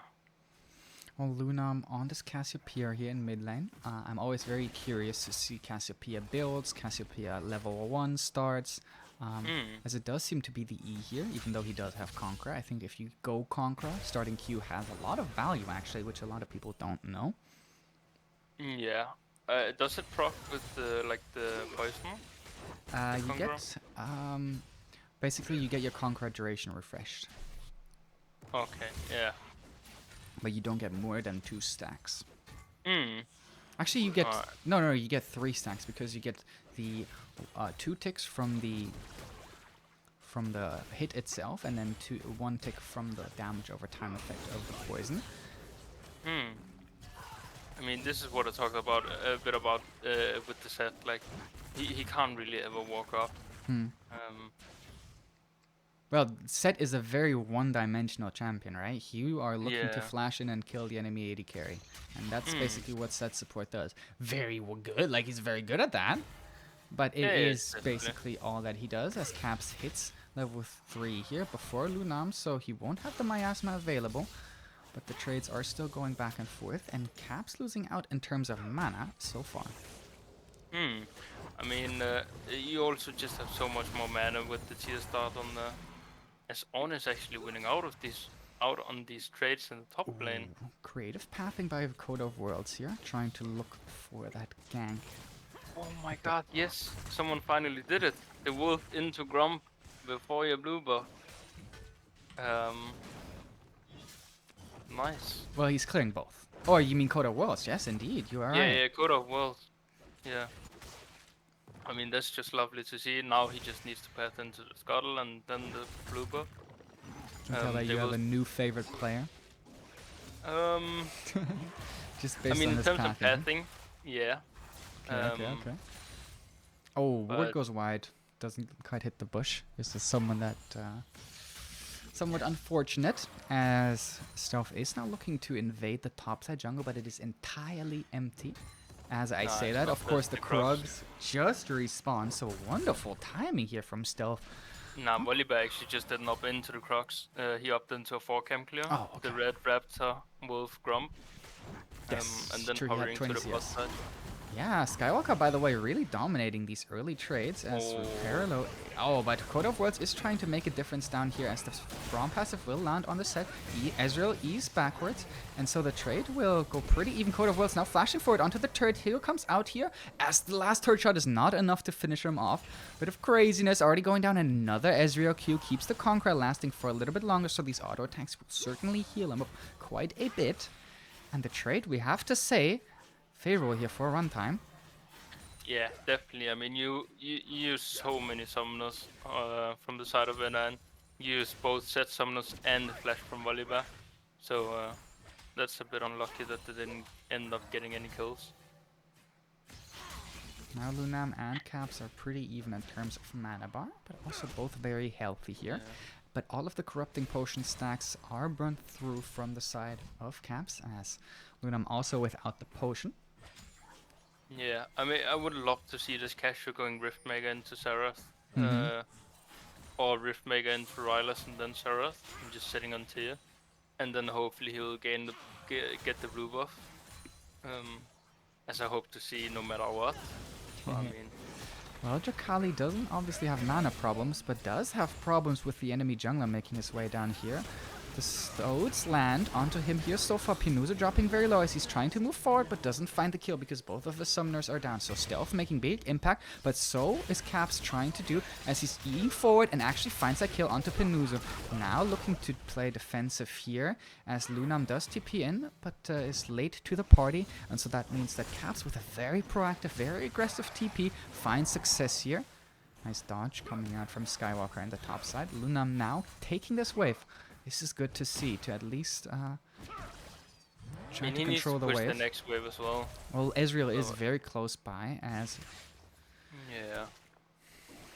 they still have the pressure of the Kayn down there as well. But the Volibear is also noted. Skywalker not quite hitting that level 6 mark yet, but a couple of more minions, maybe 1 or 2, should grant him that ultimate. I said 2, and it's not been that, so let's just hope it's 3 instead. No, pain. It's also painful to watch this CSing, but he also gets knocked up here. Skywalker now finally managing to hit level 6, but Devour, of course, also achieved here for Reperlo as he flashes away from the Tahm Kench, then looks for his own ultimate, but Thickskin obviously still available. Caps now going forward in the mid lane, doesn't have his ultimate available, whereas Lunam does. The slowest land, but he still has flash, and a beautiful flash here from Lunam as Code of Worlds is trying to equalize this trade. Obviously, no flash for either of these players available, as Lunam is gonna get hit here by that Volibear E, and so that does mean that he will fall. Grayskin still available, Thickskin rather, as here comes the Kayn ultimate. He will not have the E available because the Grey health does actually tick down, and he gets hit by the W because it was in the bush, and so he couldn't actually spot the movement out. Beautiful play here from Reperlo to defend himself from a dive. Gold is even. I mean, we did talk about Lunam not being the flashy 1v1 player. But I mean, he do get the solo kill, and this is just like what I talked about a bit in draft phase as well. Like, after these early levels, Hylas just doesn't win this matchup, so I'm a bit confused on why they even picked it in the first place. But I mean, maybe they He's very thought it was a comfortable good on it. matchup. Yeah, and comfortable. But I mean, we do see him opting into a Liandry's, and it might actually be better, even though I said that the Riftmaker is the preferred build for me. since they do have. Coda of Worlds has his ultimate available. Lunam playing very aggressively, not respecting this, and actually gets stunned up. I hear are two of the members of his team, and JDG Caps will fall as the first casualty. They do trade back here, but now Coda of Worlds also in a lot of trouble, and so a 2-for-1 here. Beautiful roam coming out from Vio. This is what we know him for. Just really good map read from Stealth and Rio. Really good roam, just to be there when the volleyball shows up. Yeah, and even though this is the substitute jungler, the communication certainly seems to be on point. Because even though the Kayn hasn't even managed to transform yet, he's still finding gank advantages, and that's very unusual for Kayn. And especially in that fight, he will have gotten a lot of these orbs, as I'm sad to see that the Cannon minion just died without either the Ezreal or the Ezreal and Braum collecting it. That is a bit unlucky to see, but I mean, it happens. It is what it is, as they say. As Kayn once again down here, and this is what I talked about. The set is kind of a sitting duck in a lot of these situations. Dracali having the W, but still just going down. Kayn once again getting more orbs, but now is under some pressure here from Coda of World. TP coming out from the Ornn as they're looking for the dive here onto the Kaiser. They also find all the knockups, and that means that that player also goes down at the start of this. Caps does get over the wall here. Gets Vio considerably low, but will manage to find his way away here for the moment. Lunam sitting in that bush here, potentially opting for that dive. Ornn comes up here. But first of all, here's the ultimate, and they just burst him down under the turret. This is beautiful play from the side of Runtime. I mean, Runtime's really showing dominance so far. Like, they have so good coordination throughout the whole team.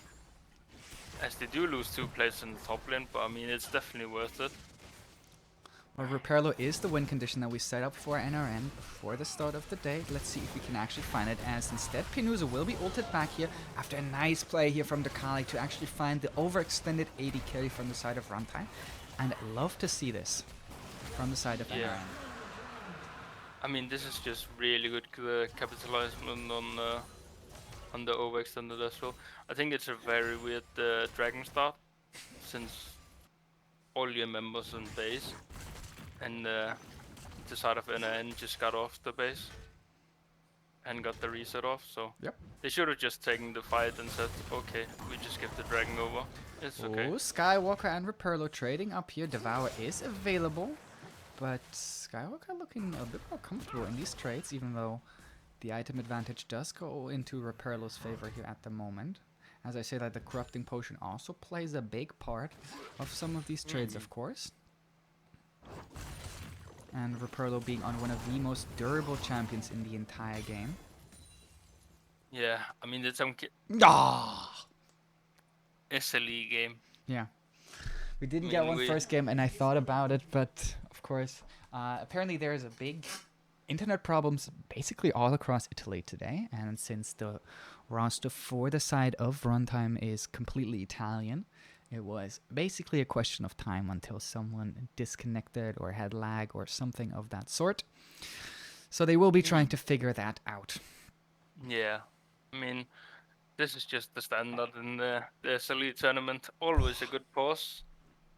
So look at the Kayn's items already. Yeah. Having Mythic completed at 11 minutes is... I'm pretty... Isn't the Kayn ulti icon changed? I don't think so. I think this is still blue, and I think we should also see... Well, he could have gone blue, but I doubt it. With the item build, with the red smite, with the Conqueror. Hopefully he didn't. I think we can check on the Kayn in terms of... Okay, he is already red. He's already in his red form. I don't think the ultimate icon changed, though. I could be wrong. Nice buffering here. Skywalker finding a very good trade here onto Repairlo, but Repairlo is trying to use his ultimate to trade back.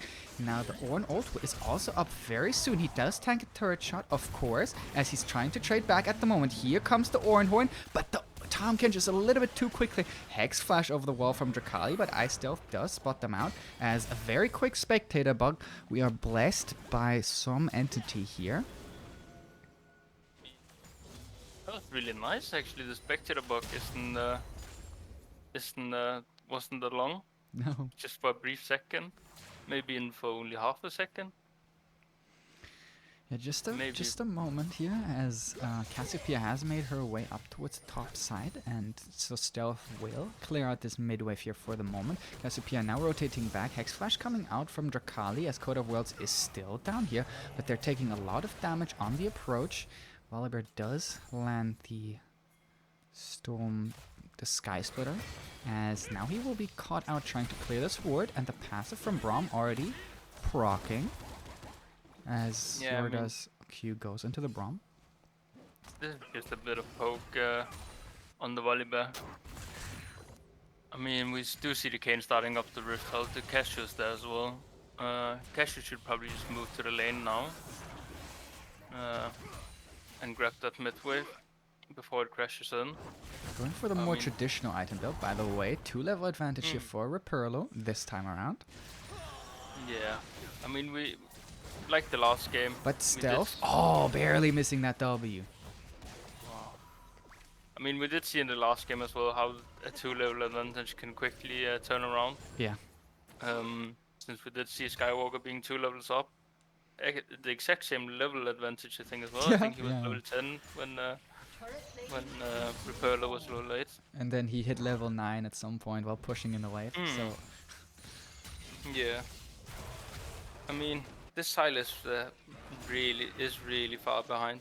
I mean, you're sitting at a 30 CS disadvantage, plus the 2 kills.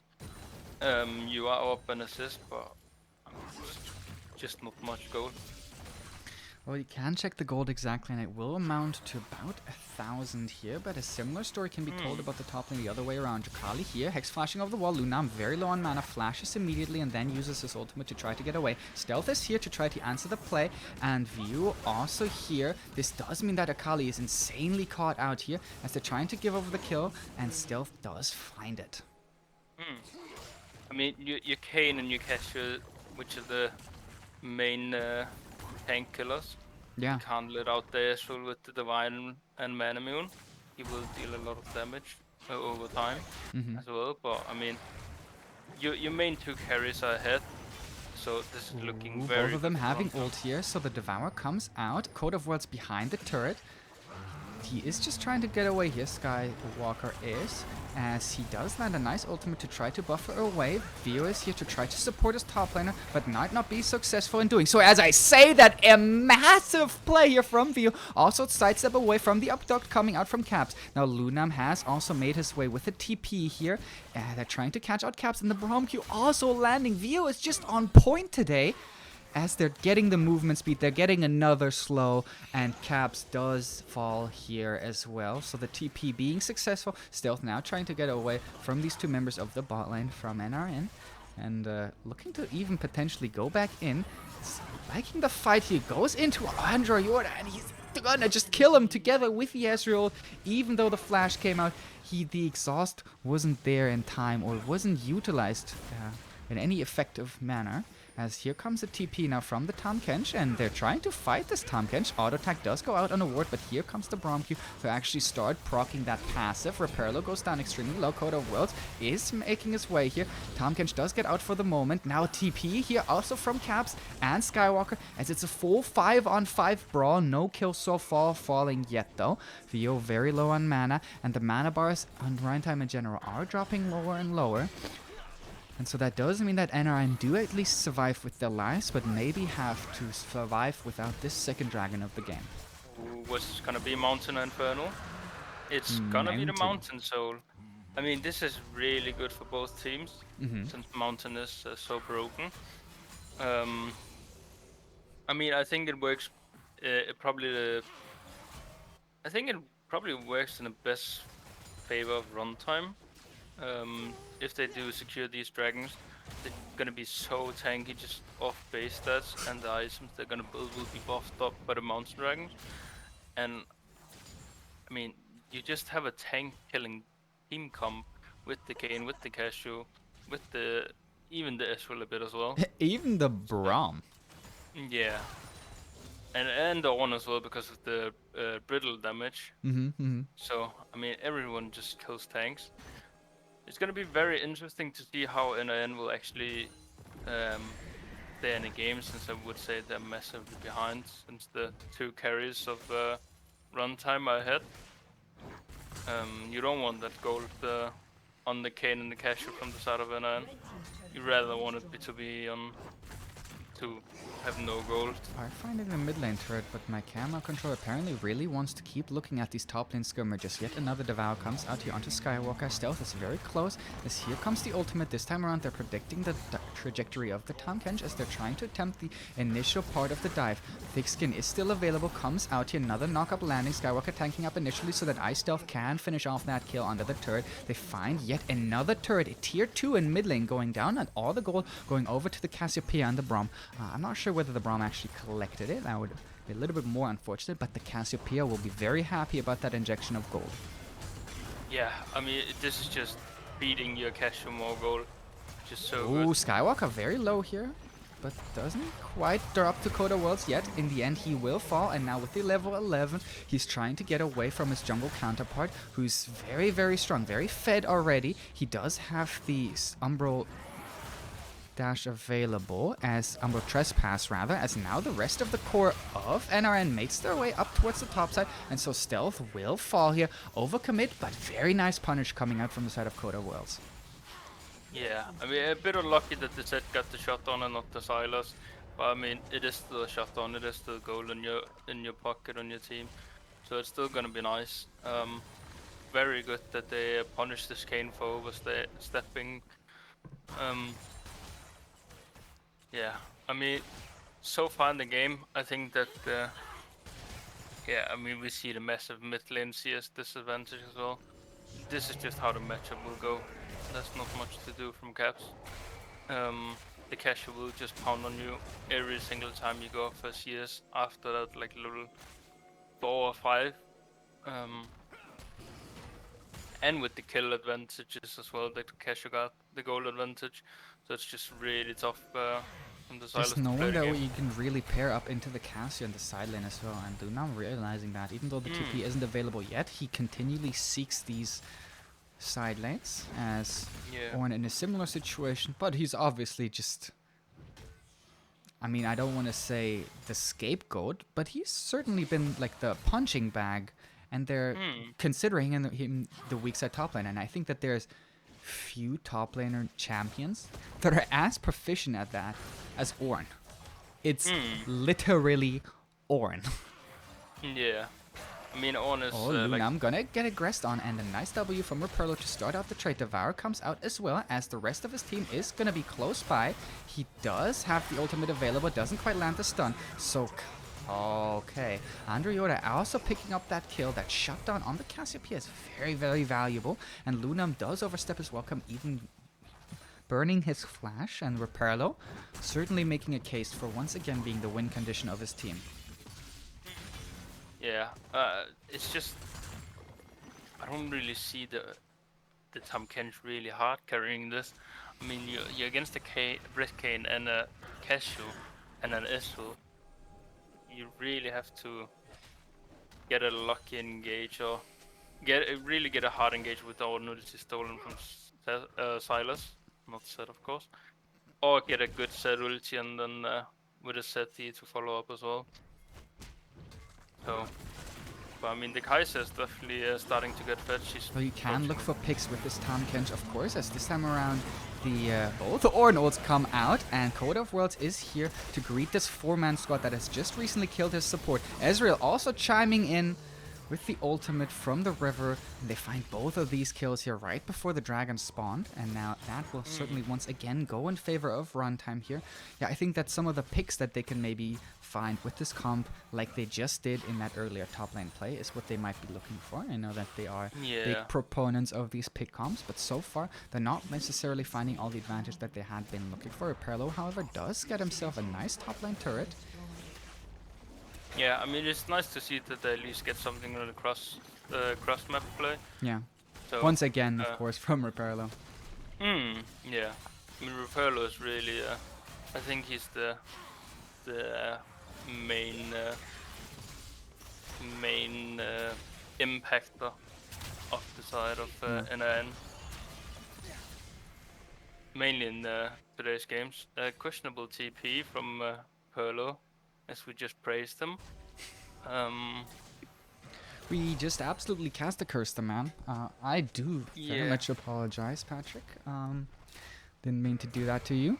But you have been looking very solid, also in the last series, of course. Definitely a very solid top laner. Probably top 3 as well in the Div 2. Yeah, making a good argument here for himself. Something I would like to see is Runtime try and do a bit of a NRN strategy and sneak the Nash. Like with the Kane Casher, you can just 2-man it at this point. Yeah. Does so much damage. But I mean, hopefully NRN will realize this, that they have really high Baron kill pressure and they can sneak it very easily with the Casher. Well, based on that last game, I would hope that they're constantly thinking about these quirky little plays where Perlo is greeted here by the door and shown his way out potentially. He does obviously still have the fixed skin available, but chooses to go for the flash out of safety. Or into safety, even. Yeah. I mean, I'd probably like to see Runtime just move towards the Baron buff. With the Kane and Cashew. The Kane is even ahead of the Ornn in terms of, even ahead of the strong Tahm Kench, as the Ornn ultimate does come out here. Forces a couple of flashes. Also Vio flashing aggressively, of course. As Skywalker also forced to flash. So a bit of an overstep here as they're trying to punish him. Coda World's very, very low. Ezreal's still a couple seconds away. Let's see if he gets that up quickly by just continually queuing the Baron. Of course, that is... this is an Ashe gone. Yeah. There's nothing they can do. I mean... so it would be very interesting to see what they can actually... Maybe the time Reperlo? Okay. Okay, never mind. It would be interesting to see what they can do with this Nash. I'm expecting both tier 2 towers fall, maybe an inhib turret as well. And then follow it up with an inhib. Oh, the first Ornn upgrade has come through, and it is, of course... I mean, he hit level 13. That means that he has the Fortify Cape for himself. I think he's been level 13 for quite a bit, now that I think about it. But level 14 is where he can start upgrading it for his allies. Yeah, I mean, in terms of upgrades, I think you should upgrade your Cashew first, and then your Kane, and then your Ezreal. Oh, I'm wrong. It's the Fortifier Crest, not Fortifier Cape. I mean, you were almost correct. Yeah, I need Fortifier, and then see something. So yeah, this is looking scarier and scarier, and the further this goes into the later stages of the game, the more we have to fear for the side of NRN. Who have demonstrated that they certainly have some interesting ways to try to come back into games. And I would like to see a Rylas on the Cashew as 4th item. I don't think you need the Void stuff, you don't need the Death. Perlo here in a potential 3v1 scenario. They do have the Braum passive, but they don't quite proc before the W. Here comes also the Ornn ultimate to try to secure this kill, and they just burst him down. The damage from the Kane now coming out onto these healthy members as Penuza's just 1v1ing Yorda. Flash comes out from the Kai'Sa, but still going down. Coda Worlds now picks up the trade kill in return. Classic Penuza though. And level 14 also gives over the ceaseless hunger, apparently. That's what the Kane item will be called. As Lunam tries to go for this 1v2 outplay, looking at them. Pretty sure he wins this. Yeah, he's kind of winning this, even though his ultimate wasn't the best at the start. Nice ultimate from Caps to secure him support's life. No, he still burns down to the Liandry's burn. This is why you don't go Riftmaker smiley face XD. That is true. I mean, I think for this game in particular, the Leandris is probably the best It's to a great item here for sure as they're taking the trade Mm. up here, but the Kai'Sa is certainly a member that you have to respect at this stage of the game. Having a couple kills secured for herself as well means that they are under a lot of scrutiny, under a lot of pressure, and so the Kayn will fall first here. Both of the ornaments meaning nothing in this 2v3 fight here up towards the top side. As I say that, they still trade back a kill, and this is kind of huge. Yeah, I mean, you do lose a bit of tempo on that. I think they could have just backed off a bit before that all of the members from NAN arrived, or at least the members that were at the fight, and then you can just get the bot lane inhib as well. But I mean, it's not the worst. You get the bot inhib, you get the top turret, so you can. Ooh, big engage here from NRN as they're trying to punish the Dragon Take here. Lunam trying to fend off this Kai'Sa, and she will fall in the end because the beautiful ultimate from Lunam actually just secures that straight up. Now also has the Zarnus available, doesn't have the flash to get away from it in the end, but has delayed so long for his team, has bought his team so much space that just they're now chasing it the other way around. Brommel comes out from Caps once again, a defensive ult to just try to get away from some of these members, but once again there's a flank coming in here. Code of Worlds also once again being maybe the dominating member to last enter the fight here. Strakali is very low. Penuza trying to get away from the volley, but does fall first. Here is the Kayn as well. As Code of Worlds finds not both bot laners quite yet as a okay. Vio is in this man's head. Yes, he is. Yeah, he definitely is. I mean, that vision play there is lovely to see. Yes, 3 for 2, I believe. No, 5 for 2. Yeah, 5 for 2. I mean, it's not the worst for NAN. They do get some shutdowns over, and they do save themselves some time. Since now that the runtime doesn't have the full force, they can't really push. They have to wait for the casual. They have to wait for the W gets interrupted here, and we saw what happened last time around. That was the case, and once again, the story will be a similar one as they pick up Repairlo here. After a very strong start, falling to this duo time and again, as the next Ornn item comes in here. Don't give. Are you giving it to the Braum? No, he just built himself an item. Okay, well, it is no worries yet, as a big knockup means that JDG Caps will fall as the first casualty of the fight. Kai'Sa ult isn't available, but Jakali does ult the Braum here back into the base. Another big knockup, this time around from Stealth, and they find the knockup to follow up onto Andro Yoda. The Kai'Sa under a lot of pressure here, trying to get away with the E here, trying to just make it out alive, does sacrifice her jungler, and then her support will fall, and she will look on in horror as she is slaughtered to finish off game number 2 here. Yes, Reperla will spawn in time, but this is a 5-man strong runtime that is looking for the end here. Don't need the Baron, don't need the Dragon, so all they need are these Nexus turrets, and Repairlo is all that stands in between them and victory at the moment, and the tank shredding comp does what a tank shredding comp does. JDG Caps next member to respawn just in time, lands a 3-man ultimate and a Everfrost, but it's all for naught. Stealth now deep inside the enemy fountain as they're not quite hitting the Nexus itself. Also Penuza going down. Now that does mean that a lot of AD damage is missing. Minion wave is very big here as Braum, Cassiopeia and Ornn are trying to finish off the Nexus, and they do successfully. Even without their 80 damages, they find that win in the end. So a 2-0 going over in favor of Runtime here, securing themselves the first place spot in the SLE Division 2. Yeah, I mean, very good. Runtime did in second game did a very good adaptation in the draft phase.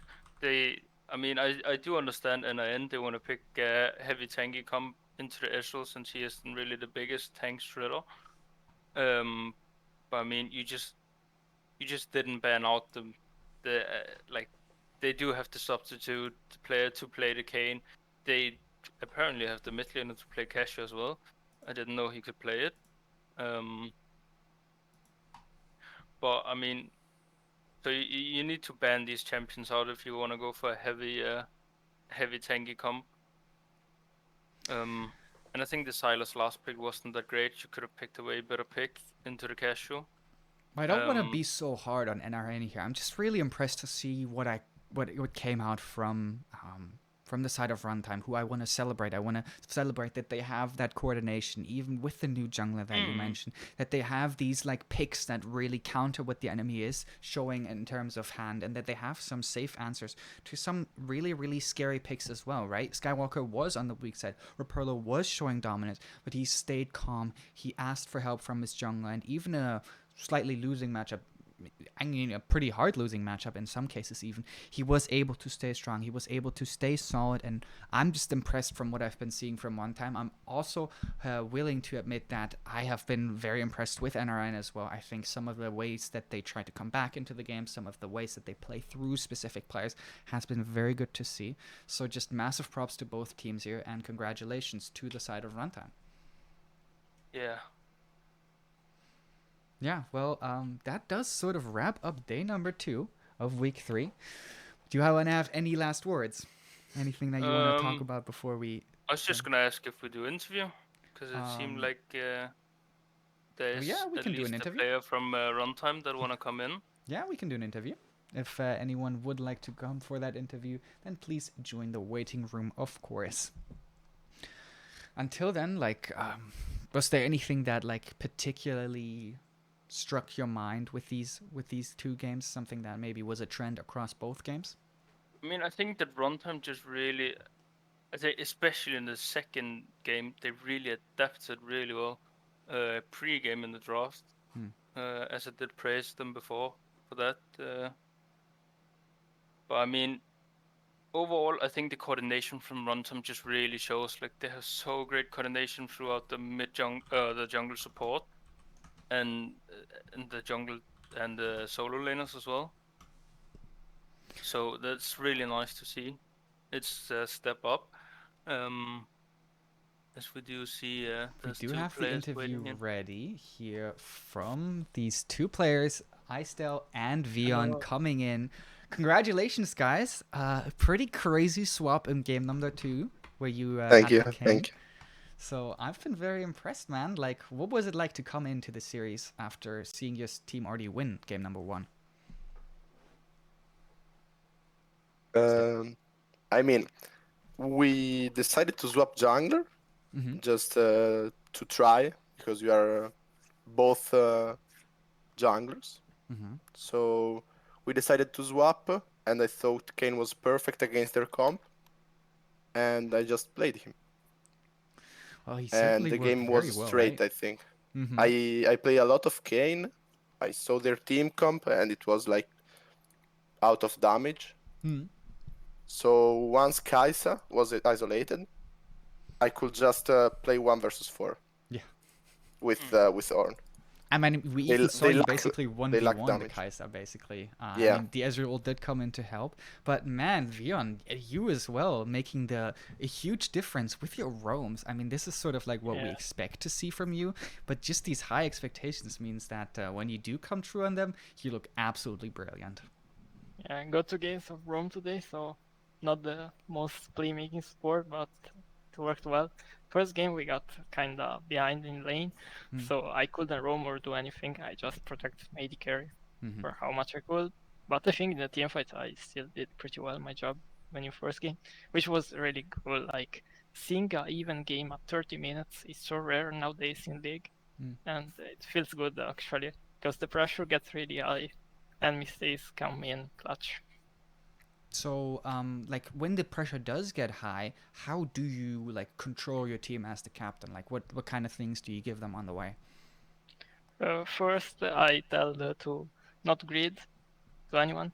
Like we should just play safe, try to get some vision advantage through me being the support, Mm-hmm. just going forward.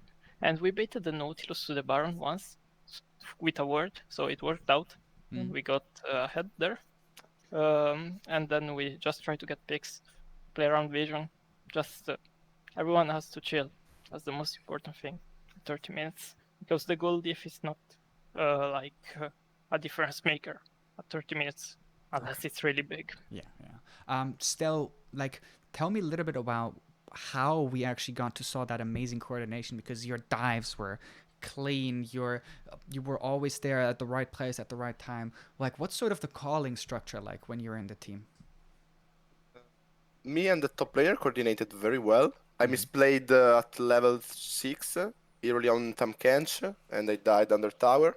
Then I focused, and we communicated. We set up the dive, the wave, and everything. Mm-hmm.